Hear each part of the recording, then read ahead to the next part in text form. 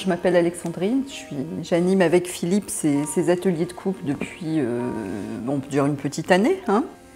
Et en fait, ce qui m'a motivée à faire ces ateliers, c'est que je recevais des couples dans mon cabinet et que, bien que les gens aient l'air de se dire les choses très clairement, la communication verbale ne suffisait pas.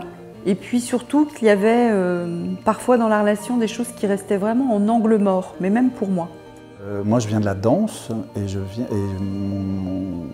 ma recherche a été pendant plus de 15 ans sur la danse à deux, le rapport à deux, qu'est-ce qui se joue, quels sont les enjeux corporels qu'il y a dans un couple et dans une relation à deux.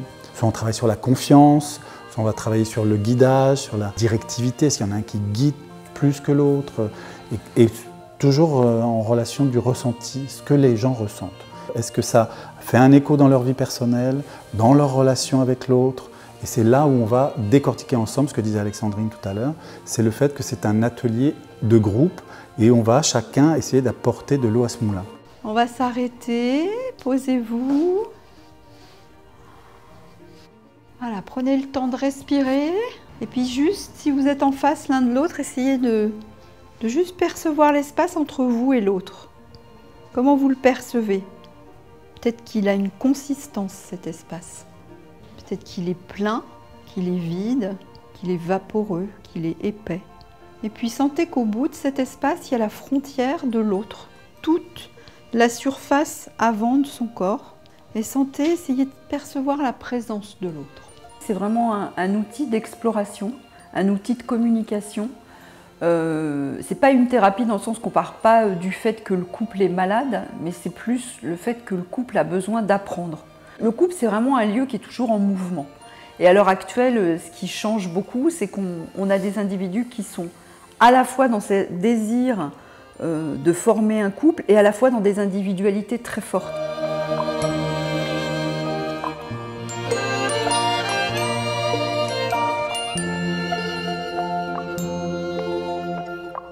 Ce que je me suis dit, c'est que je suis capable d'attendre l'autre.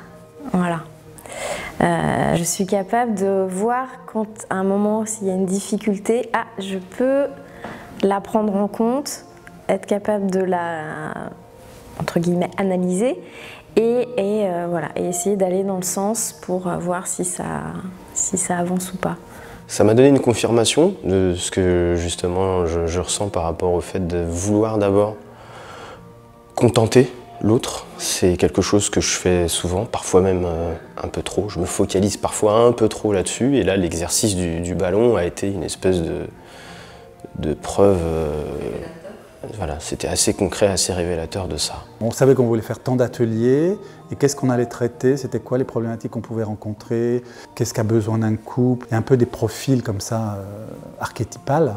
Et donc, qu'est-ce qui mettrait en jeu cet archétype le plus facilement dans une improvisation, un jeu à deux, à travers un ballon, comme on a pu le faire avec un groupe ou avec les bâtons avec un autre groupe. Nous, on crée un cadre et après, dans ce cadre, qu'est-ce que les gens ressentent? Qu'est-ce qu'ils tirent? On les aide à tirer un enseignement, s'il y a un enseignement à tirer, ou en tout cas, qu'est-ce qu'ils apprennent d'eux-mêmes. You can dance. Every dance with the guy who gives you the eye, let him hold you tight. You can smile, every smile for the man who held your hand neath the pale moonlight. But don't forget who's taking you home and in whose arms you're gonna be. So darling, save the last. Les prises de conscience sont super rapides. C'est presque instantané quand les gens sont en train de faire l'exercice.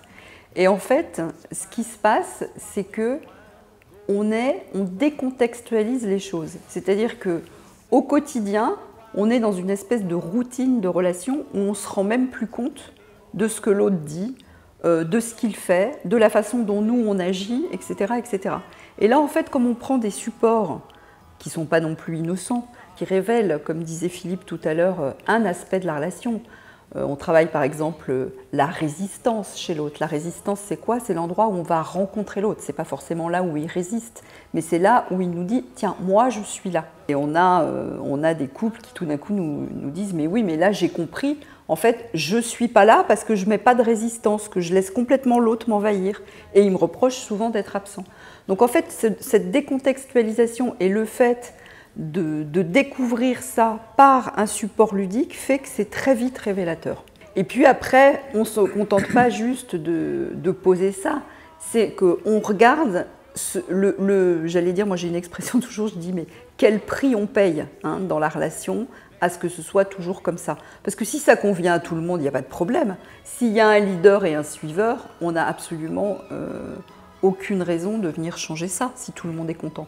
Mais là, c'est qu'est-ce qui joue où cette compétence-là, par exemple, de leader et de suiveur, elle est bonne, et puis où est-ce qu'elle va être mais complètement source de conflit à d'autres endroits. Il y a quelque chose de l'ordre du physique qui est important, et puis ce qui est surtout, nous, on l'utilise comme un instrument, vraiment comme un outil, parce qu'il est révélateur de quelque chose que la pensée, la pensée à laquelle n'aurait pas pensé.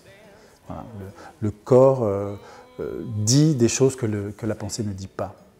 Donc nous, ça, on peut aider les gens à lire cette chose-là à l'intérieur de leur physicalité, de comment ils abordent un exercice, et du coup les amener à essayer d'apprendre quelque chose de cette relation physique qu'ils ont entre eux.